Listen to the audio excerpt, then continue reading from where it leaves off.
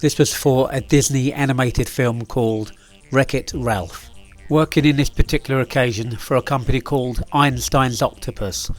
First of all, they come up with some concept drawings and some working computer drawings on CAD, and they wanted us to bring the 2-dimension into 3-dimension.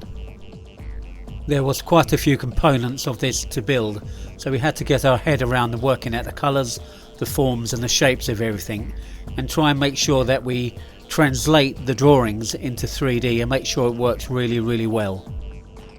The main issue was that we knew that this was going to be street furniture, and we wanted to make sure that everything worked from a health and safety aspect, and also worked particularly well for the project and give the client exactly what they required.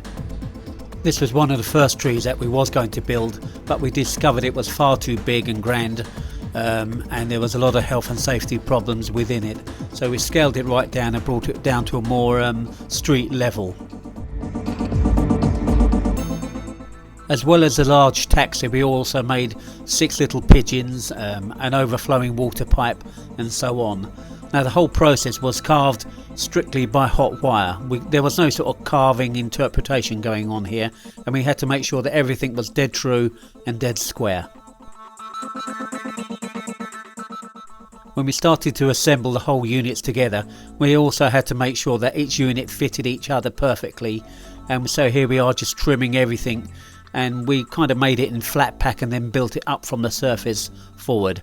Here I am just showing you the drawing and the images that we were provided, and then we're actually blocking it all together, and then on the joins or the seam lines I'm actually giving it a smooth type plaster finish. Then we can sand down and we can hide any kind of links between the poly blocks. Here we are just working at the tree sections around the peripheral, and we knew that both sides had a sort of symmetry going on, so we're cutting 2 blocks at the same time and making sure that each was correct no matter which viewpoint you see it from. Now one of my favourite pieces out of all the characters here was a little dog and its little doggy poo beside him. It worked particularly sort of well, and it's quite cute in its own elements, and having his 8-bit and all the pieces were made in 50mm sections worked really well. Now taking it down from 100mm to 50mm for the dog, we're going down even further now here and creating 25mm sections for the pigeons and the camera and things like this. Here we are just gridding the whole place up, and we're creating the little pigeons here. Now on here you can see all the heads forward, and then we actually changed them around, and we had them pointing in different directions just to give them more character. Once all the pigeons are blocked out, we actually foam them together, put a heavy stage weight on top and make sure they key together as one unit.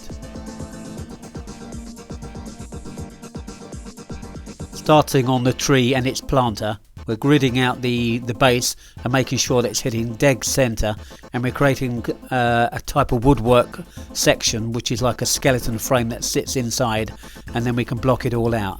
And here we are just keeping an eye on all the measurements, making sure that nothing goes offline and it doesn't lose its the pixelated sort of transition.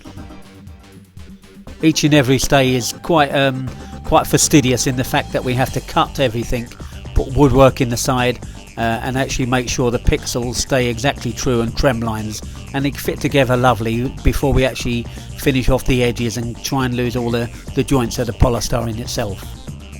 It's a strange thing, as I always say, making something simple isn't always as simple as it looks. We have to make sure that we pay real attention to all the lines and the detail, making sure that things stay true. After that we send it away to get plastic spray coated in about 2mm, and it comes back to us and we grind away here, as you can see us, and there's loads of little drips and spits from the gun, which is just a process unfortunately, but it still takes time to get back to absolutely square and making sure it's correct. As always, I will invite down my client, which is Tony from Einstein's Octopus, to come over and talk over the whole job, making sure he's getting exactly what he requires, the colours and the finish, and also demonstrating how the little models will work and fit together on site.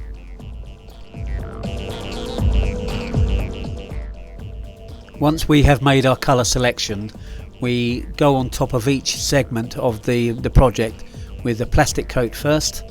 Comes back, we clean up the plastic coat, and then we add a primer to make sure the vinyl silk emulsion will actually key to the plastic itself. Here we are just plotting out the cloud graphics itself. Normally we would go on with a masking tape and then just paint on, but because of the substrate of the plastic is up and down, it's very hard not to go underneath the masking tape. So we're having to actually paint nice straight lines on and build up several layers to get a really flat look and overall quality of the finish.